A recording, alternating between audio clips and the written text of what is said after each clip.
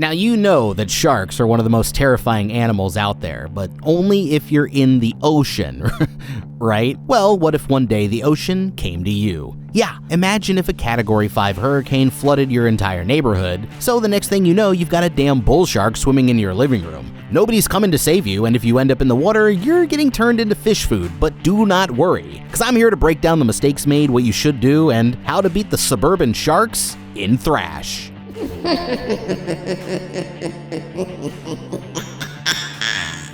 Today's story takes us to the peaceful little town of Annieville, South Carolina, about 2 hours and 15 minutes before the whole place goes straight to hell. See, they're about to get hit by a massive Category 5 hurricane, but this girl Dakota's acting like it's just a regular day, and that's gonna be her biggest mistake. When she can't get her usual delivery, her only choice is to head for the grocery store. Only problem is, Dakota's been terrified to leave the house ever since her mom passed away. She doesn't even make it down the block before she chickens out and turns around. Meanwhile, this girl Lisa has to stay late at work, so by the time she finally gets out, the interstate's already closed. She's also hella pregnant and could be giving birth at any second, meaning she really needs to stay out of trouble. But the bad news is Hurricane Henry don't give a damn. Then we've got Dakota's uncle, Dr. Dale, the shark expert, and after seeing how bad the storm is, he rings up Dakota to see if she's alright. Everybody's supposed to be evacuating by now, so when he finds out Dakota's planning on staying, he says that's not gonna fly. He offers to come pick her up himself, and Dakota finally caves, but by the time he gets there, it's already gonna be too late.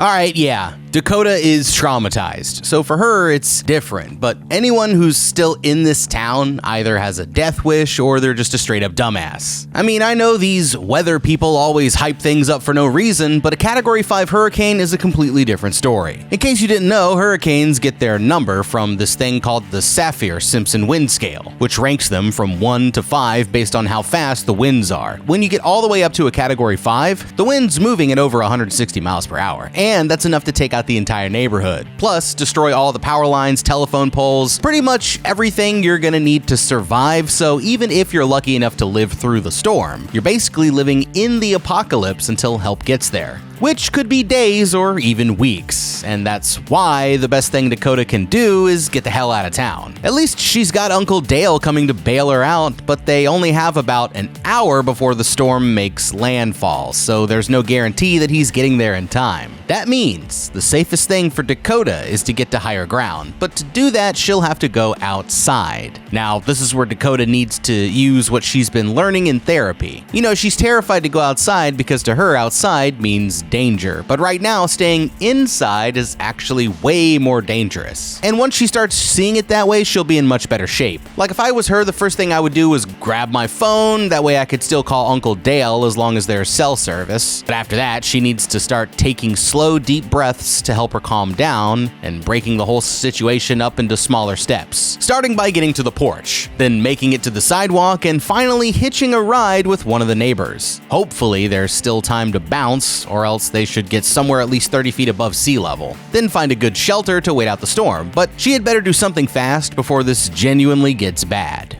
With her uncle on the way, Dakota's just chilling on the couch watching TV. She flips on the news where, besides the hurricane, there's a strange story about a shark attack off Myrtle Beach. More on that later. But she's still not taking any of this seriously, and instead she just puts on some old home movies of her mom. Now, Dakota's not the only one who's acting like it's no big deal, and somewhere on the edge of town, these three kids, Ron, Dee, and Will, end up stuck with their scummy foster parents, Billy and Rachel. These kids are smart, so obviously they want to get the hell up out of there, but Billy is extremely dumb, and he's convinced that they can just ride it out. Apparently the place has reinforced glass, waterproof electricity, and a backup generator, plus a basement full of brewskis, steaks, and blickies. So as far as Billy's concerned, he's got it all covered. He's down in the basement with Rachel counting the fat checks they've been cashing off these poor foster kids. When Dee shows up asking for something to eat, she's honestly shocked when she notices all the steaks in the fridge, since Billy and Rachel never share any of the good stuff. But these two just throw her a loaf of bread and tell her to beat it. Lisa heads to the gas station looking for help, but by now the place is already closed. And while she's FaceTiming with her mom, the connection suddenly cuts out. And as if that wasn't bad enough, her labor plans are steadily getting worse. And that's when the hurricane finally hits the town. Right away, houses close to shore start getting their roofs ripped apart by the wind. While back at Dakota's place, the power suddenly goes out.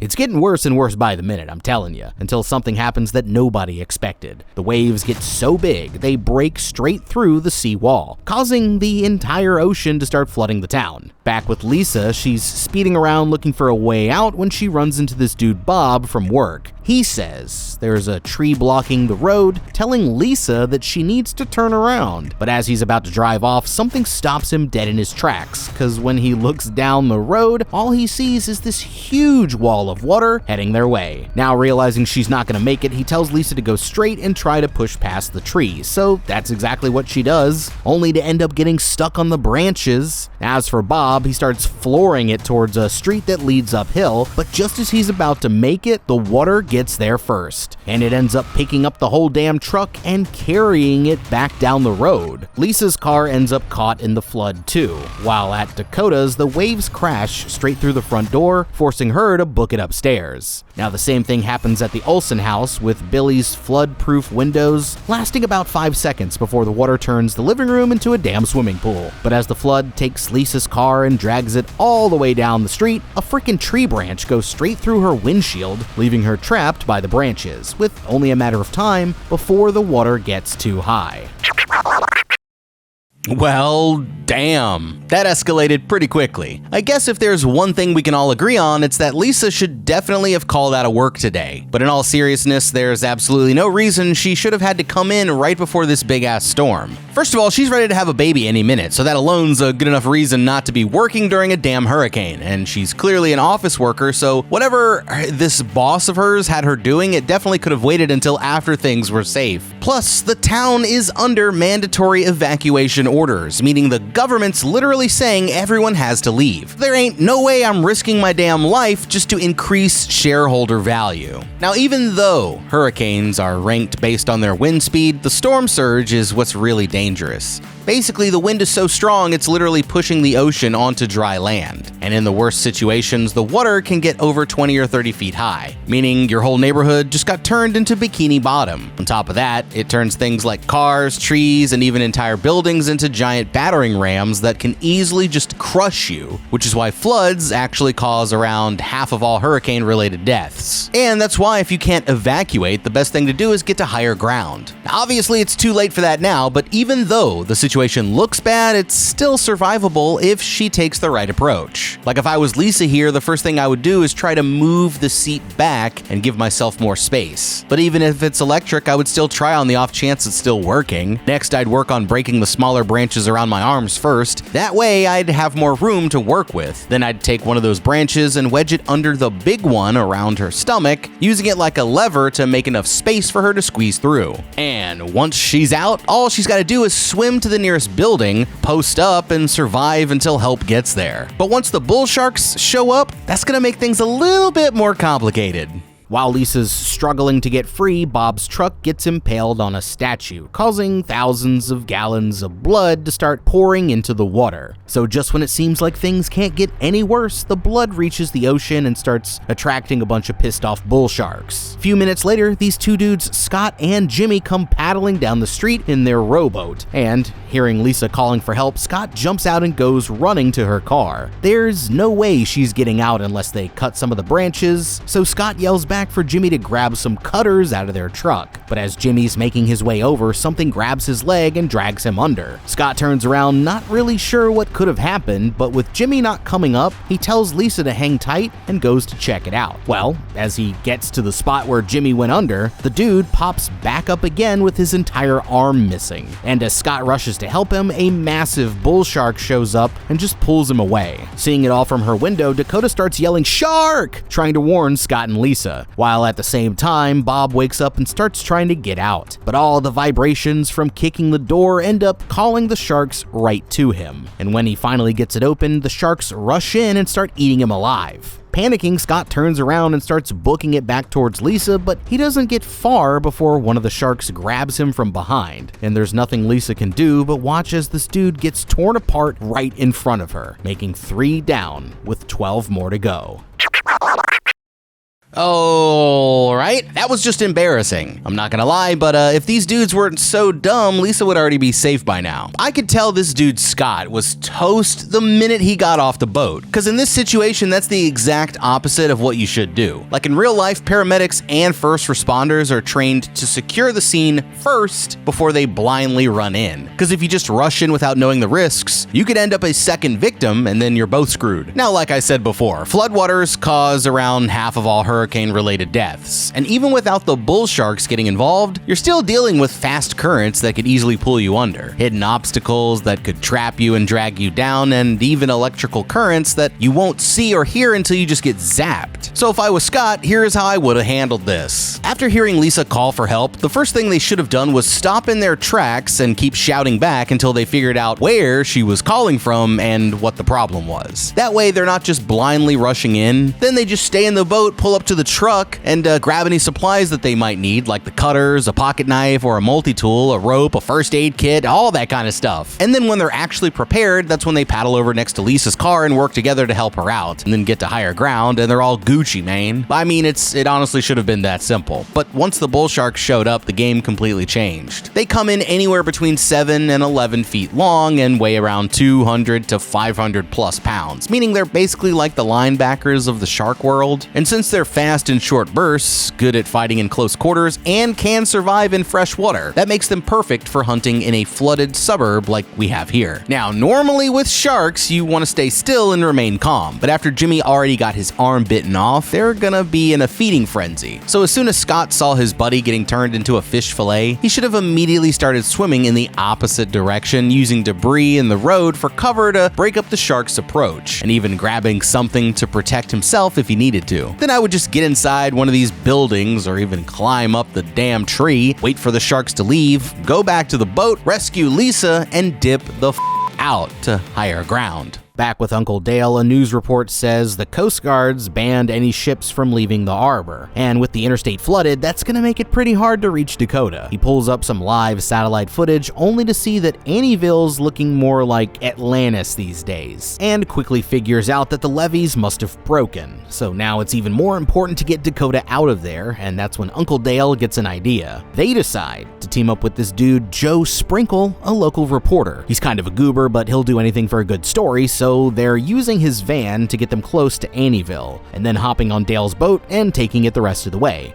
So at the Olsons, Billy and Rachel decide to head for the truck, telling the kids to wait back inside. It's got a snorkel, so they're hoping they can use it to just drive right out of there. But while the kids are watching through one of the non-broken windows, a huge bull shark swims by right on the other side of the glass. So as they reach the garage, Rachel feels something bump against her leg. Billy says it's probably nothing, but right as he goes to open the door, a bull shark jumps out and chops his damn hand off. The shark pulls Billy under, then lets him go, bumping into Rachel and knocking her down. And before she can get back up again, the shark grabs on and tries to drag her away. Billy runs out to try and help with his stump arm just bleeding all over the place, but by then it's kind of already too late. That's when he looks over and sees the kids calling for help. But after thinking it over for just a second, this dude just turns around and decides to ditch them. So he runs back to the truck and jumps in the driver's seat. But just as he gets there, the sharks grab his legs and drag him back out. Shocked, the kids are just standing there traumatized when Rachel pops up and starts banging on the glass. But the sharks finally tear her apart right in front of them, making 5 down with 10 more to go. And for now, it looks like they're trapped with no way out. Damn, well, RIP to the worst foster parents ever. But even though things look pretty bad right now, the kids might have an easy way out of this if they just use their brains. Now, obviously the main threats here are the sharks, but as deadly as they are, they can't open doors like the raptors from Jurassic Park, so if we can keep them outside, that makes survival here a little easier. And that's why if it were me, the first thing I would do would be to go around the house shutting all the doors. To be fair, the sharks and water could still get in through the broken window, ideal, but at least closing the doors should slow them down and limit the angles that they can attack from. Now, Ron's actually hella smart for remembering that Billy's truck had a snorkel, and if they can get to it, that could still be their ticket out of here. The main issue with that is one of the sharks ate Billy's keys, but most people tend to keep a spare, either in the bedroom, the laundry room, the kitchen, or someplace like that. So after closing the doors, I'd search the house for a spare key, and once we find that, we're one step closer to freedom. The next problem's gonna be getting to the truck without getting eaten alive, but this could be easy too if they use the right strategy. One of the main things people know about sharks is they're attracted to the smell of blood, so if we're smart, we can use that as a distraction. Earlier, Dee saw that Billy had a bunch of raw steaks in the fridge that he was saving for himself, but those could be used as bait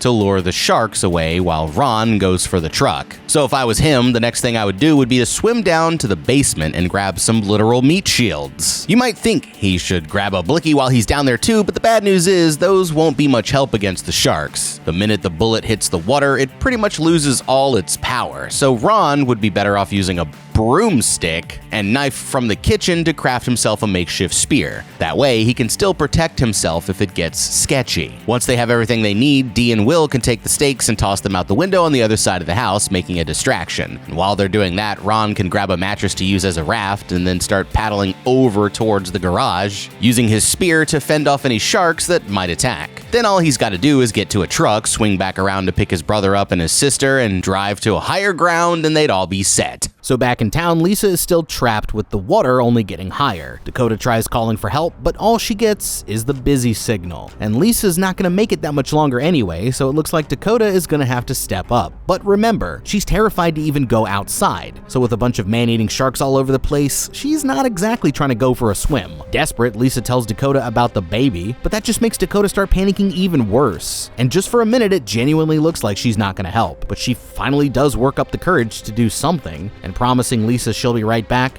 she heads downstairs for something to cut the branches. Now, by now, the whole first floor of her house is completely flooded, but Dakota makes her way to the kitchen using furniture to stay above the water, and then grabs a knife and heads back upstairs. After making it back to the bedroom, she takes a quick second to psych herself up before climbing out the window. All she's got to do is climb off the roof, parkour across a bunch of random junk, save the pregnant lady, and make it back in one piece. But as soon as she takes a step, she slips and ends up crashing straight into the water. Luckily, she manages to survive without getting stabbed or eaten by the sharks, so Dakota pulls herself back up. She gets to the roof of the shed, only to see a bunch of bull sharks just waiting for her to fall in again. But she clutches up and makes it over to Lisa, where she uses the knife to cut open the roof. Reaching through the gap, she starts chopping off branches one by one until there's enough wiggle room for Lisa to make it through. And with that, the two of them head back to the crib. But the rain's not stopping anytime soon, so they've still got a long way to go before they're safe. Alright, Dakota's honestly lucky she even survived that, you know what I mean? But with the water rising by the minute, there's still a chance that the whole house could get ripped right off its foundation. So it's actually a lot safer if they find a way to evacuate and get to higher ground. The best way to do that would be to get to Scott's boat. But before trying that, there's some stuff that they could do right here at the house first. Nobody's gonna find them if they aren't trying to be found. So one of the first things they should do is start signaling for help. If it was me, I'd gather up a bunch of curtains, bed sheets, or towels, or even grab some paint if they have any, and use it to make a big help sign on the roof. Besides that, I'd also grab a long stick, tie a bright colored rag to the end, and use it as a flag that blows in the wind, since people usually notice movement before anything else. Then it's time to take all the heavy furniture and push it in front of the stairs, using towels, clothes, and anything else to block up the gaps. It won't stop the water forever, but that should at least slow it down from reaching the second floor, giving the girls more time. Worst case scenario, Lisa can make her way up to the attic if the second floor starts to flood. But before going anywhere, Dakota should leave Lisa with a tool like a hatchet or a crowbar. That way she can break through to the roof if she needs to escape. Now when it comes to going for the boat, it would be a lot safer if Dakota never had to touch the water. And good news is, I already have a plan for that. Instead of getting in the water with the sharks, I would try climbing across the rooftops until I could reach the boat. And there's two ways I could see her doing this. First, Dakota could find some rope and a sturdy piece of metal in the shape of a hook, and then use that to build herself a makeshift grappling hook. Then she could throw it from roof to roof, swinging across the gap like a ninja, and rinse and repeat until she gets to the boat. Otherwise, she could just grab a ladder and use it as a makeshift bridge, and even if she doesn't already have one, she could use slats from the bed frame, pieces of wooden furniture, and stuff like that to make one herself. Then she could push it over the gap between the houses, cross to the other side, pick it up, and keep going until she gets to the boat. And from there, all they gotta do is paddle to higher ground and they'll be good. Back with the rescue team, they're looking at the satellite footage when Dale's coworker Brian notices something pretty crazy. The roads are so flooded that a great white named Nellie is literally swimming right down the street from Dakota's house. Well, Joe thinks he's about to get the story of a lifetime, but the news has Dale pretty worried, because if Nellie found her way into town, that means the bull sharks probably did too. And just then they reach a spot where the highway is completely flooded over, meaning that they're gonna have to hop in Dale's boat. Meanwhile, Ron, Dee, and Will are still back at Mr. Olson's place, not really sure what to do. The kitchen door's been open this entire time, and they're worried that the sharks might get inside. So Dee decides to go over and try to close it, but she starts making her way across the kitchen counter, being extra careful not to fall and slip. She starts off making her way across the kitchen counter, being extra careful not to slip and fall, but when she gets there, the door's still just out of reach, forcing her to lean across the gap with her feet right on the edge. She grabs on and starts pulling it shut, but before she can do it, one of the sharks comes along and pushes it open, swimming straight past her and leaving Dee hanging on for dear life. Now she can't let go or she'll fall straight in. So Ron has to get up and book it over there to save her, but he makes it just as she loses grip, pulling her back just in time. Now over at Dakota's, a big-ass tree comes drifting straight through her house, causing the entire place to start breaking apart. The girl still thinks that they'll be safe if they stay inside, but Lisa knows that they gotta get out of there and comes up with the idea to put a rescue signal on the roof. That way, people will know that they're inside. There's just one problem. Lisa is still hella pregnant, and the labor pains are only getting worse, meaning this baby could be showing up at any minute. That means it's up to Dakota to face her fears once again. But realizing Lisa is counting on her, she puts on her jacket and starts taking down the curtains to make a sign. As for the kids, they're dealing with the same problem back at the Olson's place. With the sharks literally everywhere, E and Will just want to sit tight and wait for them to go away. But the water's getting higher and higher by the minute, meaning it's only a matter of time before they run out of dry land. So Ron thinks that they should go outside and get to the roof. The only problem is they need something to distract the sharks first. So Ron thinks that they can probably find something down in the basement.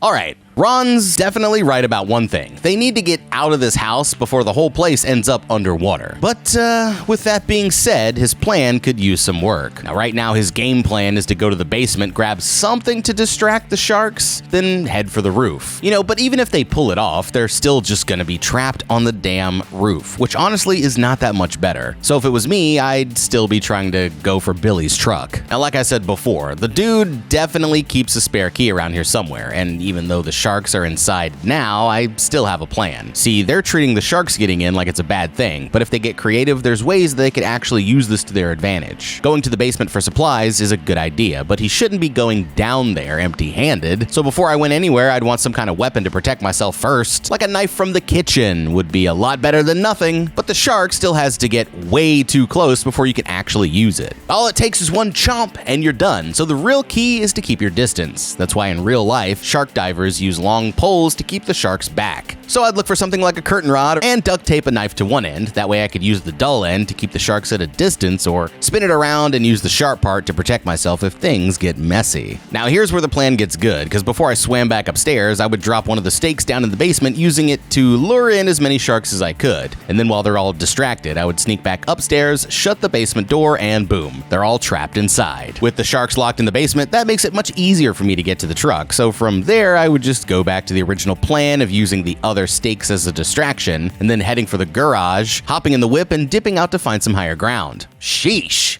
Dakota climbs up to the roof and makes a big help sign, then heads back inside to check on Lisa. But Lisa says her contractions are getting worse by the minute, making it that much more important for them to get rescued. But Uncle Dale and the others are about to hop on this boat and head for town. By now, even the satellites are offline, meaning that they won't have maps or anything like that, so he tells everyone to pack light, that way they can travel fast. The reporter starts to worry that things might actually get dangerous, and Dale hits him with the news that, yeah, it's gonna be dangerous as hell. But since since his only choices are to get off the boat or find his own way back, he decides to stick with the team. And when it comes to finding Dakota's house without any maps, they're just gonna keep following the road signs until they hit town. Back at the Olsen's place, Ron says that he's gonna wait until the sharks are distracted, and then swim down and grab some stuff from the basement. Dee mentions seeing a bunch of steaks in the fridge that they could use as bait, so the plan is to grab some of those and maybe a pistol and figure out the rest from there. That's when Will points out that Billy never let them go in the basement, and they all start chanting Mr. Olsen, thinking that he's dead. But then, out of nowhere, Billy pops up out of the water with his hand and half a butt cheek missing, so it looks like he's not dead after all. Back at Dakota's, Lisa realizes that they can't stay there much longer. I mean, the water's already almost up to the bedroom windows, meaning that this entire place is going to be flooded soon enough. So Lisa says they should head for the boat those two guys pulled up on earlier. Worried, Dakota asks how they're supposed to get there, but that's when Lisa's pains start getting even worse. And realizing that it's all up to her, Dakota looks at the boat and decides that she's gonna go for it. First, she goes to the other room and grabs a flashlight, and then starts searching the house for anything that vibrates. Uncle Dale taught her that sharks are actually attracted to vibrations, so her idea is to use a bunch of random vibrating stuff, turns them on and sticks them in some plastic bags. After that, she takes the bags to the window and starts tossing them in, and after taking one last look at a picture of her mom, she starts getting ready to head for the boat. Now at the Olsens, Billy's still over here acting more worried about himself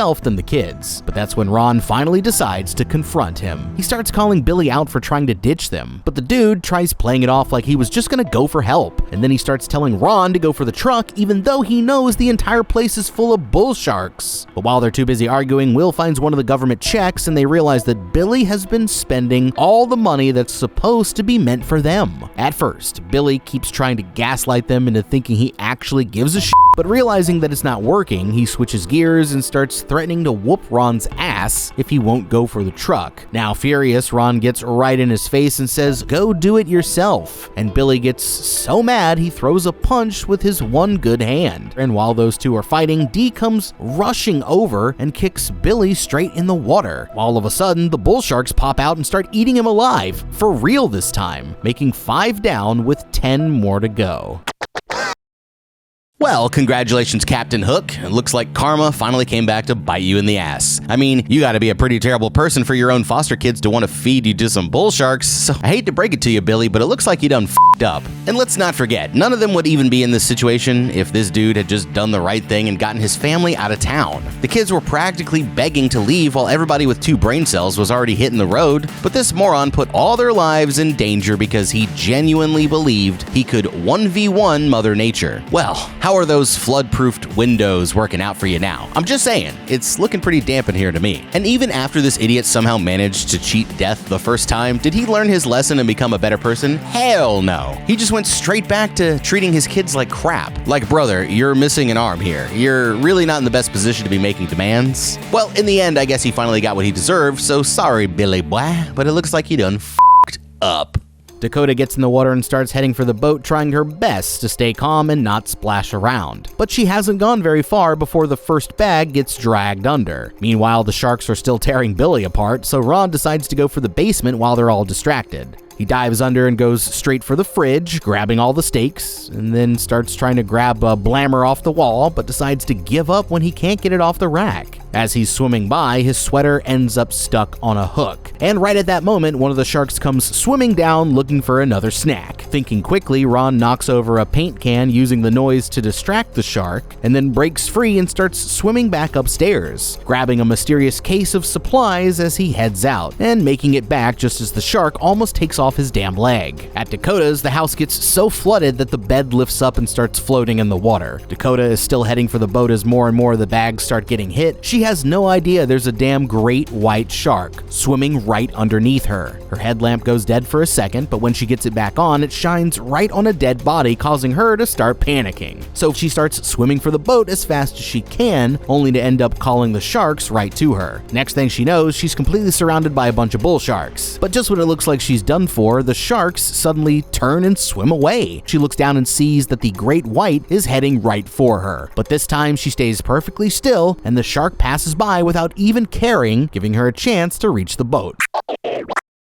Alright, normally I'd be saying how dumb these characters are, but for once, Dakota actually did what you're supposed to do, and it's probably because she has a shark expert for an uncle. Now, when she first started panicking after seeing the body, that was a pretty bad mistake, but locking in, right as the great white showed up, was actually what saved her life. The majority of times when a shark bites a human, it's because they're mistaking you for food. So if you start splashing around and trying to swim away, that activates their prey response, making them even more likely to attack. But if you stay calm and stay in an upright position like Dakota did here, that makes you look less like food and more like another large animal. And then you have a much better chance of the shark just swimming away. Like if Dakota had kept panicking here, she would have been cooked, okay? But now all she has to do is get back to Lisa and they're home free. So the rescue team is still on their way, so to kill some time, Joe starts asking Dale why he decided to study sharks. When Dale was growing up in Mozambique, everyone always knew not to mess with hippos, since they're actually one of the most dangerous animals in the water. Well, one day, little Dale was playing in the river when a hippo decided that it was his time. But just when he thought he was toast, 2 bull sharks came up and started attacking the hippo. So he decided to learn more about the sharks that saved his life. Joe asks if there's anything that scares the sharks, and Dale mentions how some electrical currents can throw them off, but that's pretty much it. And just then the satellite starts coming through, and when they look at the map, they realize that Annieville's basically Shark City. But that's when they come across a SWAT van that got washed up in the storm. And inside, they find a whole bunch of tasers, which gives Dale another idea. Now back in town, Dakota looks over to see her entire house about to drift away with Lisa still trapped inside. But first, she stops to grab a spear gun from the hunting shop. At this point, Lisa's floating all the way up by the ceiling, and with the pains only getting worse, she puts on her special birth playlist to help her focus. She's lying there praying for Dakota to come back. She's literally about to give birth when the entire house starts coming down on top of her head. So after dipping out through the window, she swims up and grabs something to help her float. Dakota grabs a piece of wood and starts paddling over as fast as she can, but this baby is coming out now. And sure enough, Lisa ends up giving birth right there in the freaking water. Good news is, baby's alright, but it's only a matter of seconds before the sharks start circling them in. And with one of them heading their way, Lisa puts the kid on a raft and grabs a sharp piece of wood, using it to spear the shark right as it gets close. That takes care of one, but there's still another shark about to close in, and realizing she's not going to make it in time, Dakota takes the spear gun and fires it. Back at the Olsons, they open up the mystery box only to find a bunch of dynamite stashed inside, so grabbing the stakes, they tie it all together with a bunch of duct tape and light the fuse. The plan is to throw it in the corner and let the sharks take the bait, and kaboom! Problem solved. But for whatever reason, the sharks don't seem interested, so they all start splashing around trying to get their attention. Well, a few seconds later, the sharks start showing up. But as they all go to run for it, Ron ends up stuck on some furniture, forcing the others to leave him behind. Dakota makes it to Lisa and starts helping her onto the boat, but suddenly one of the sharks hits them at full speed, flipping the entire thing over. So now they're both stuck in the water with the sharks closing in. But that's when Uncle Dale finally comes to the rescue. Taking the tasers, he turns them on and throws them in the water, using the current to scare off the sharks. And it almost works until they see the one that Lisa stabbed coming back to get its revenge. But just when it looks like they're cooked, the great white shows up, tearing the bull shark in half as it jumps out of the water and saving their lives just in time. Ron ditches his sweater and dives for cover just as the dynamite goes off, blasting all the sharks into big bloody chunks. And as luck would have it, the explosion ends up knocking the keys right out of one's stomach, meaning now all they have to do is get to the truck and they're all set. Uncle Dale pulls the girls onto the raft, and now that they're safe, Lisa borrows a phone to FaceTime her mom, introducing her to the new baby. As for the kids, they hop in Billy's truck and start driving off, knowing that they'll stick together no matter what. And for Dakota, Uncle Dale says her mom would be proud as they all head for dry land. So in the end, that makes 5 dummies and 1 hurricane down with 10 lucky survivors. But back at the docks, this dude Greg looks at the radar and sees another even bigger storm heading their way. So I guess if there's one thing we can all agree on, it's that we should probably do something about climate change before Sharknado becomes a reality. Ladies and gentlemen, a Netflix original, or at least that's where I watched it. Shark movies. You either love them or you hate them. I, for one, love them. And I think that the open world nature of this movie lends itself to a lot of possible solutions. So if you would have done anything differently in this video, you need to let me know what that is down in the comments below. Also, don't forget to leave a like and subscribe and check out that How to Beat playlist for more videos just like this one. I'm Ben, I'll see you in the next video, and have a damn good day.